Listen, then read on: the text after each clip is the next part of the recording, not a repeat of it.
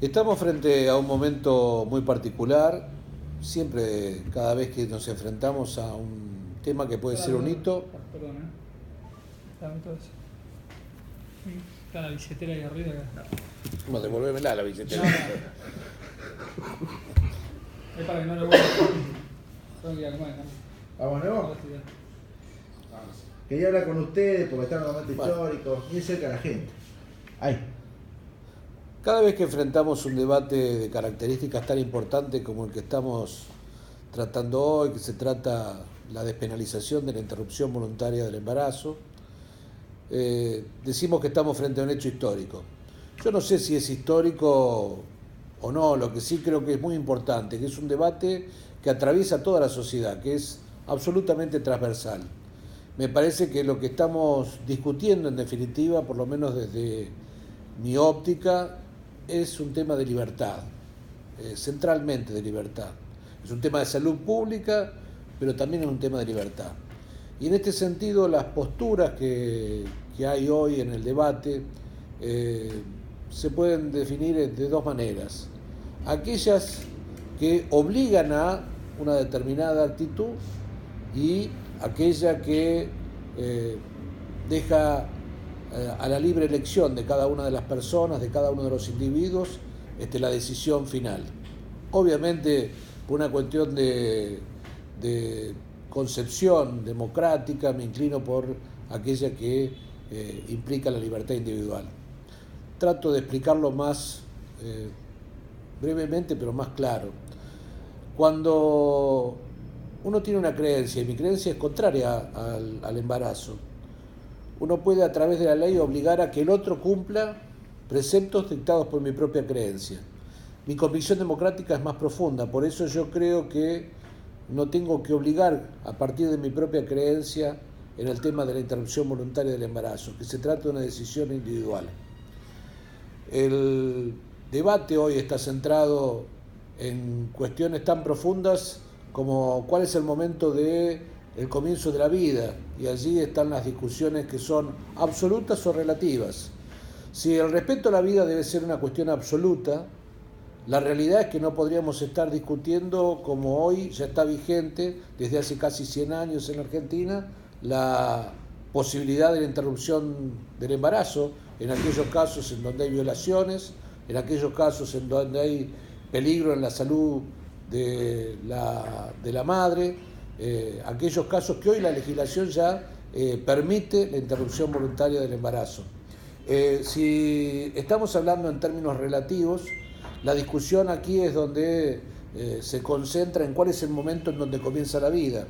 Y no hay acuerdo en la ciencia, salvo en las cuestiones religiosas, en donde también depende de la creencia religiosa, hay un momento distinto. Digamos, hay quienes creen que la concepción es a partir del momento de la fecundación, y hay quienes creen que la concepción se produce en el momento del nacimiento. La realidad es que eso a partir de las creencias religiosas. La realidad es que podríamos tratar de definirlo por el opuesto. ¿Cuándo consideramos nosotros que existe muerte? Es a partir de la muerte cerebral, porque de hecho hay órganos que siguen viviendo con posterioridad a la muerte cerebral, y eso es lo que permite que nosotros tengamos trasplantes de órganos, que generemos toda una vida después de la vida. Y la realidad es que si utilizamos el espejo para definir cuándo es el momento de la muerte y de la vida, podríamos decir que la vida como ser humano comienza en el momento en que la persona adquiere capacidad para pensar, que es el desarrollo de las neuronas cerebrales que permiten el pensamiento, que es lo que distingue a los seres humanos de otros seres vivos también. Y en ese sentido, la realidad es que si ese es el momento elegido, la discusión se centra en cuál es la semana de la gestación en donde se produce el desarrollo de las neuronas cerebrales y cuándo empieza a aparecer la actividad cerebral en el feto. Cuando se discuten las cuestiones constitucionales, como también se ha planteado en este debate muy fuertemente, si hay una defensa de la vida desde el momento de la concepción y si los tratados internacionales a los que ha adherido a la Argentina obligan a un comportamiento legal. Basta con leer resoluciones de los organismos internacionales en donde se relativiza este concepto, y basta con mirar el mapa del mundo en aquellos países en donde está permitido la interrupción voluntaria del aborto y en aquellos países en donde no está. Y nos vamos a encontrar casi con una línea divisoria que corta el mundo en dos pedazos. El hemisferio norte, más desarrollado, permitiendo la interrupción voluntaria del embarazo; el hemisferio sur, menos desarrollado, generando distintos tipos de prohibiciones. La realidad es que se ha transformado en un tema de salud pública, porque aborto en la Argentina existe. Hay entre 350.000 y 450.000. No es una ciencia exacta, no hay mediciones precisas. La realidad es que esto es una estimación entre tasas de fecundidad, de nacimientos con el bebé vivo. Digamos, la realidad es que hay entre 350 y 450.000 abortos por año en la Argentina. El aborto existe, es un dato de la realidad, por lo tanto se ha transformado en un dato de salud pública.